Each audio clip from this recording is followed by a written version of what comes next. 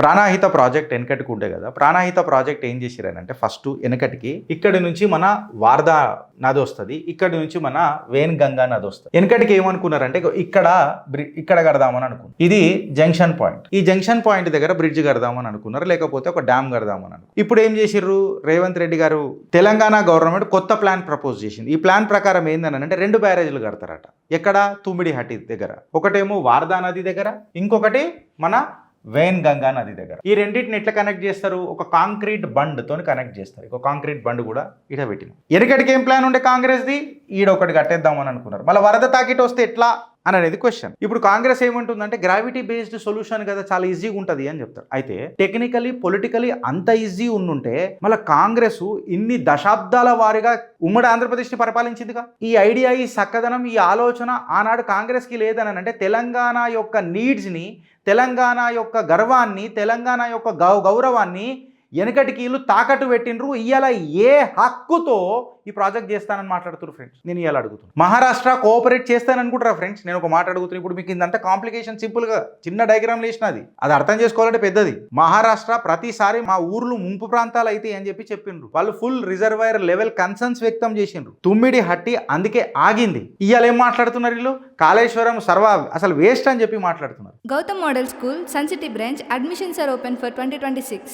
No admission fee, free school uniform and also bus transportation available for nursery to 10th class. Hurry up. Address: Sun City branch opposite Kasturba Trust. Limited seats.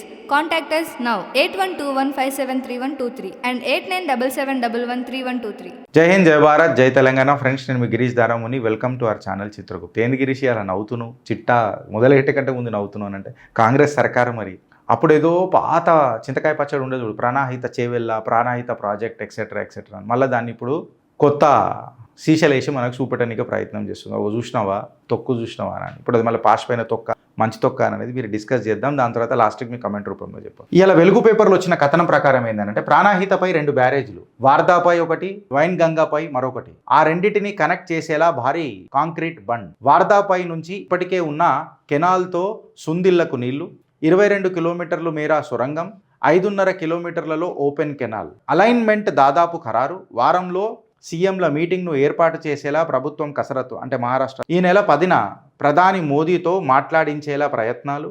నేడు తుమ్మిడిహట్టికి మంత్రులు వివేక్, జూపల్లి.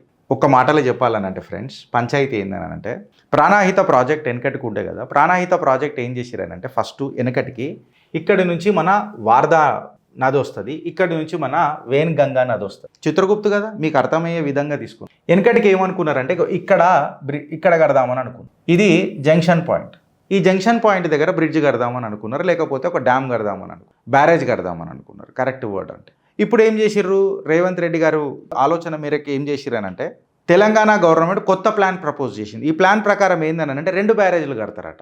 ఎక్కడ? తుమ్మిడిహట్టి దగ్గర. ఒకటేమో వార్దా నది దగ్గర, ఇంకొకటి మన వేన్ గంగా నది దగ్గర. ఈ రెండింటిని ఎట్లా కనెక్ట్ చేస్తారు? ఒక కాంక్రీట్ బండ్ తోని కనెక్ట్ చేస్తారు. ఒక కాంక్రీట్ బండ్ కూడా ఇట పెట్టిన. మీకు అర్థమవుతుంది కదా. అయితే గిరీష్, ఈడ కడితే అయిపోతుంది కదా, గీడెందుకు కడుతున్నారు కాంక్రీట్ బండు? ఈడ కట్టేస్తే ఒకటే బ్యారేజ్ కడితే మనకు పైసలు కూడా సేవ్ అవుతాయి కదా అని అంటే ఆనే ఉన్నది మళ్ళా మజా. ఏంటంటే వరద వచ్చినప్పుడు ఆ వరదకు ఆ తాకిడికి మనం తట్టుకోగలుగుతామా అననే ఆలోచన ఏనాడు వచ్చింది కాంగ్రెస్కి? ఇగో ఈనాడు వచ్చింది కాంగ్రెస్. సో ఈ కాంక్రీట్ బండ్ కడతానన్నారు. అయితే వీళ్ళు ఏం చేస్తున్నారు అని అంటే ఏదైతే ఎగ్జిస్టింగ్ కెనాల్ ఉంది చూడు, దాన్ని ఆల్రెడీ వాడతానన్నారు. ఒక లాంగ్ టనల్ సిస్టమ్ని కడతారట. అంటే 5.5 కిలోమీటర్ల ఓపెన్ కెనాల్ పెడతారట. ఆల్రెడీ ఒక ఎగ్జిస్టింగ్ కెనాల్ నెట్వర్క్ ఉన్నది. 71.5 కిలోమీటర్ పాయింట్ ఒకటి ఆల్రెడీ ఉన్నది. ఈ కెనాల్ నుంచి వచ్చిన వాటర్ని ఇక్కడ నుంచి మళ్ళీ ఏమంటారు గ్రావిటీ ద్వారా మళ్ళీ ఈ టనల్ ఇక్కడ నుంచి దోతున్నారు చూడు, ఈ ఏరియా. ఇదేమో ఓపెన్ కెనాల్. ఈ ఓపెన్ కెనాల్కి నీళ్లు రావాలంటే ఏం చేయాలా? అండర్ గ్రౌండ్ టనల్ ఒకటి పెడతారంట. అది ఎంత? 21 కిలోమీటర్ల టనల్ అంట. ఆ 21 కిలోమీటర్ల టనల్ల నుంచి ఏడుకొస్తాయి? ఓపెన్ కెనాల్కి వస్తాయి. ఈ ఓపెన్ కెనాల్ నుంచి ఏడుకోతే సుందిల్ల బ్యారేజ్ నుంచి ఎల్లంపల్లికి మళ్ళీ లిఫ్ట్ అవుతుంది. డిపిఆర్ కూడా సబ్మిట్ చేస్తామని చెప్పి రేవంత్ రెడ్డి సర్కార్ ఆల్రెడీ 71.5 కిలోమీటర్ ఏదైతే ఇది ఆల్రెడీ ఉందో అది ఆల్రెడీ ఎగ్జిస్టింగ్ అయింది కాబట్టి ఇక దీన్ని తీసుకొని ముంగడు పోదామని చెప్పి వాళ్ళు మాట్లాడుతారు. ఇప్పుడు ఈ న్యూ అలైన్మెంట్ ప్లాన్ ఏంది గిరీష్ అని చెప్పి మనం మాట్లాడితే ఎగ్జిస్టింగ్ కెనాల్ నెట్వర్క్ని యూజ్ చేసి ఒక 22 కిలోమీటర్ల టనల్ ఈడ కట్టడం అని అంటే అది పోరగల మజాకా నేను అడుగుతున్నా. ఇప్పుడు ఓపెన్ టనల్కి వేయాలి కదా, మళ్ళీ దాని తర్వాత ఏం చేయాలా, ఇంకొక ఓపెన్ టనల్. ఫస్ట్ ఏమో ఒక సురంగం, ఈ లోపలికే నీళ్ళు వస్తాయి. దాని తర్వాత ఇట్లా ఓపెన్ టనల్. ఈ ఓపెన్ టనల్కి నీళ్ళు ఎడికైనా వస్తాయి, ఈ సురంగం టనల్లకైనా వస్తాయి. దీని లెంత్ ఎంత, 21 కిలోమీటర్స్ ఆర్ 22 కిలోమీటర్స్. మళ్ళీ దీని లెంత్ ఎంత, 5.5 కిలోమీటర్స్. ఇది సుందిళ్ళకి రీచ్ అవుతుంది. సుందిళ్ళ నుంచి ఎల్లంపల్లికి లిఫ్ట్. వెనకటికి ఏం ప్లాన్ ఉండే కాంగ్రెస్ది, ఈడొకటి కట్టేద్దామని అనుకున్నారు. మళ్ళీ వరద తాకిటి వస్తే ఎట్లా అని అనేది క్వశ్చన్. ఇప్పుడు మీకు వెనకటి ప్రాజెక్ట్ మీకు అర్థమైందని అనుకో. ఇప్పుడు కాంగ్రెస్ ఏమంటుందంటే గ్రావిటీ బేస్డ్ సొల్యూషన్ కదా, చాలా ఈజీగా ఉంటుంది అని చెప్తారు. అయితే టెక్నికలీ పొలిటికలీ అంత ఈజీ ఉండుంటే మళ్ళీ కాంగ్రెస్ ఇన్ని దశాబ్దాల వారీగా ఉమ్మడి ఆంధ్రప్రదేశ్ని పరిపాలించిందిగా. ఈ ఐడియా, ఈ చక్కదనం, ఈ ఆలోచన ఆనాడు కాంగ్రెస్కి లేదని అంటే తెలంగాణ యొక్క నీడ్స్ని, తెలంగాణ యొక్క గర్వాన్ని, తెలంగాణ యొక్క గౌరవాన్ని వెనకటికి వీళ్ళు తాకట్టు పెట్టినరు. ఇవాళ ఏ హక్కుతో ఈ ప్రాజెక్ట్ చేస్తానని మాట్లాడుతున్నారు ఫ్రెండ్. నేను ఇవాళ అడుగుతున్నాను, ప్రాణాహిత చేవల్ల అలా విజన్ అని చెప్పి మాట్లాడుతున్నారు కదా, ఇది నాకు ఒక పొలిటికల్ అనౌన్స్మెంట్ అనిపిస్తుంది. ఎట్లనంటే వెనకటికి హెడ్ వర్కులు, ఇంటర్ స్టేట్ అగ్రిమెంట్లు, క్లియరెన్సులు, యాక్చువల్ వాటర్ డెలివరీ ఇన్ఫ్రాస్ట్రక్చర్లు, పార్షల్ కెనాల్ తవ్వడాలైనా ఎప్పుడైనా చేసి రైలు. ఇప్పుడు ఇవాళ 22 కిలోమీటర్ల టన్నల్ అన్నారు, మళ్ళీ వెనకటికి చేయొచ్చు కదా. కరెక్టా రాంగా? ఎందుకు చేయలే? మొత్తం 27 కిలోమీటర్ల టనల్ అంట, అది ఓపెను మళ్ళీ క్లోజ్డ్. ఇప్పుడు వీళ్ళు ఏం మాట్లాడుతున్నారంటే కొత్త అలైన్మెంట్, బెటర్ ఇంజనీరింగ్ అని చెప్పి మాట్లాడుతున్నారు. ఇప్పుడు డిపిఆర్లో ఏదైతే ఉంది చూడు, ఇప్పుడు ఫ్లడ్ ప్రోన్ ఎక్సెట్రా ఈ జంక్షన్ ఏదైతే ఉంటుంది చూడు, ఈ ఒరిజినల్ డిజైన్ ఏదైతే ఉంటుంది చూడు, ఇవన్నీ ఇప్పుడు సబ్మిట్ చేయాలి కదా. ఇంకా చేసిండ్రా? చేయలే. కాంగ్రెస్ ఏమంటుంది, ఇది ఒక చీపర్ ఆల్టర్నేటివ్ అని చెప్పి మాట్లాడుతున్నారు. ఇంకా వాళ్ళు ఏం మాట్లాడుతున్నారు, ఎగ్జిస్టింగ్ ఆల్రెడీ ఇన్ఫ్రాస్ట్రక్చర్ ఉంది కదా, దాన్ని వాడుకుందాము అని చెప్పి చెప్తున్నారు. ఈ ఎగ్జిస్టింగ్ ఇన్ఫ్రాస్ట్రక్చర్ ఎప్పుడు వచ్చింది, తెలంగాణ ఎరా ఇన్వెస్ట్మెంట్ అంటారు దీన్ని. అంటే తెలంగాణ వచ్చినాక వచ్చింది. సింపుల్ టనల్ కెనాల్ నరేటివ్ తీసుకొని వచ్చింది అని అంటే 22 కిలోమీటర్ల టనల్ తవ్వాలనంటే ఇంటర్ స్టేట్ అప్రూవల్స్ ఉండాలి కదా ఫస్ట్. అయితే దాని తర్వాత నీ బ్యారేజ్ రీడిజైన్ కావాలి కదా. నీ బ్యారేజ్ రీడిజైన్ అయిన తర్వాత ఈ టనల్ నుంచి వచ్చే వరదకు, నీళ్లకు, మళ్ళీ సబ్మర్జన్స్, ముంపు ప్రాంతం, వరద ఎట్లుంటుంది అనేది దీన్ని స్టడీ చేయాలి కదా. మళ్ళీ వరద స్టడీ చేసినప్పుడు ఫారెస్ట్ క్లియరెన్స్లు అవసరం ఉంటాయి కదా, ఫ్లడ్ మోడలింగ్ అనేది అవసరం ఉంటుంది కదా. ఇవన్నీ అవసరం ఉన్నప్పుడు, పంచాయతీ ఉన్నప్పుడు మహారాష్ట్రతో నెగోషియేషన్స్ అనేది ఉంటుంది కదా. ఇది చెంపల మీద బుగ్గల మీద పడ్డట్టు పింపుల్ అనుకున్నారా? అంత సింపుల్గా ఉండనీకే, ఒత్తుతే పగిలిపోనీకే. మహారాష్ట్ర కోఆపరేట్ చేస్తాననుకుంటారా ఫ్రెండ్స్? నేను ఒక మాట అడుగుతున్నాను. ఇప్పుడు మీకు ఇందంతా కాంప్లికేషన్ సింపుల్గా చిన్న డయాగ్రామ్లు వేసినది, అది అర్థం చేసుకోవాలంటే పెద్దది. మహారాష్ట్ర ప్రతిసారి మా ఊర్లు ముంపు ప్రాంతాలు అయితే అని చెప్పి వాళ్ళు ఫుల్ రిజర్వాయర్ లెవెల్ కన్సర్న్స్ వ్యక్తం చేసిండ్రు. తుమ్మిడి హట్టి అందుకే ఆగింది. ఇవాళ ఏం మాట్లాడుతున్నారు వీళ్ళు, కాళేశ్వరం అసలు వేస్ట్ అని చెప్పి మాట్లాడుతున్నారు. అరే తెలంగాణ జాగ్రఫీ ఎప్పుడు కూడా కరువు ప్రాంతంలో ఉండే, అది నీకు ఎప్పుడు సస్యశ్యామలం కావాలంటే లిఫ్టే సొల్యూషను. ఇది రాజకీయం కాదు, ఇది తెలంగాణ రైతుల అవసరము ఆర్ తెలంగాణ ప్రజల అవసరం.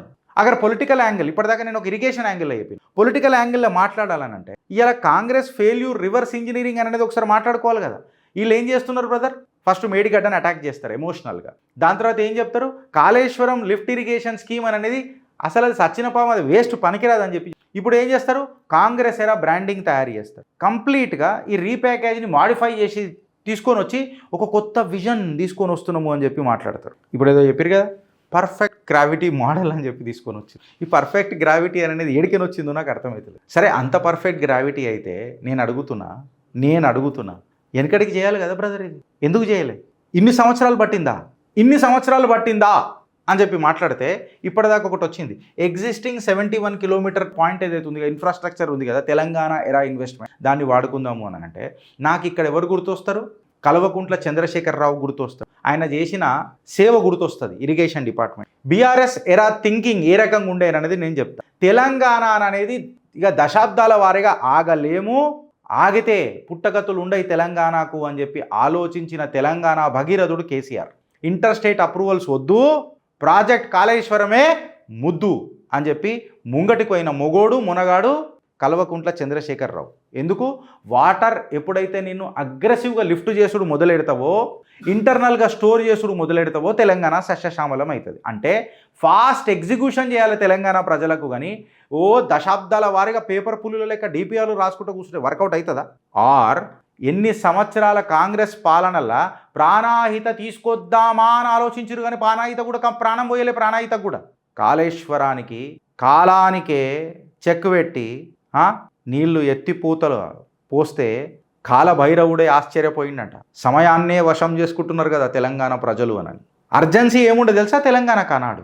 రిజర్వాయర్ల నెట్వర్క్లు, మ్యాసివ్ స్టోరేజ్ కెపాసిటీ మనకు అవసరం ఉండే, ఇరిగేషన్ ఎక్స్పాన్షన్ మనకు అవసరం ఉండే. ఎందుకు? ఆడు డెడ్ స్టోరేజ్లో తీసుకుపోతున్నాడు ఆ వేరోడ్ని, నీ నీళ్ళని నువ్వు వాడుకుంటలేవు, నేను వాడుకుంటున్నాను. ఇలా గ్రౌండ్ వాటర్ పెరగలే, డ్రింకింగ్ వాటర్ స్టెబిలైజేషన్ రాలే. ఇవాళ కాంగ్రెస్ ఏమని మాట్లాడుతుంది? Existing infrastructure. మళ్ళీ ఎగ్జిస్టింగ్ ఇన్ఫ్రాస్ట్రక్చర్ అని మాట్లాడినప్పుడు ఈ ఎగ్జిస్టింగ్ ఇన్ఫ్రాస్ట్రక్చర్కి ఇత్తనం పెట్టింది కల్వకుంట్ల చంద్రశేఖరరావు కాదా? ఈ ఈకో సిస్టమ్ని క్రియేట్ చేసింది కేసీఆర్ కాదా? హైడ్రాలిక్ ఇంటిగ్రేషన్ ఇప్పుడైతే నువ్వు సుందిళ్ళ నుంచి ఎల్లంపల్లికి నువ్వు పంపు పెట్టి లేపాలని అంటే దానికి ఘనత ఘనుడు కేసీఆర్ కాదా? ఈ కెనాల్ కారిడోర్లు అని చెప్పి నువ్వు ఎగ్జిస్టింగ్ అని మాట్లాడుతున్నావు, మళ్ళీ దీనికి నాంది వలికింది కేసీఆర్ కాదా? ఈ ఎగ్జిస్టింగ్ ఇరిగేషన్ ఇన్వెస్ట్మెంట్లు తీసుకొచ్చింది కేసీఆర్ కాదా? రాజకీయంగా నువ్వు ఫ్రేమ్లో పెట్టనికే చూస్తున్నావేమో బ్రదర్, కాకపోతే ఈ ఫ్రేమ్లో ఫిట్ చేసింది కూడా కేసీఆర్ కాదా? ప్రాణాహితకు ప్రాణం పోసింది ఎవరు? ఆనాడైనా ఈనాడైనా. మీ కమెంట్ రూపంలో చెప్పురి ఫ్రెండ్. భారత్ మాతాకి జై.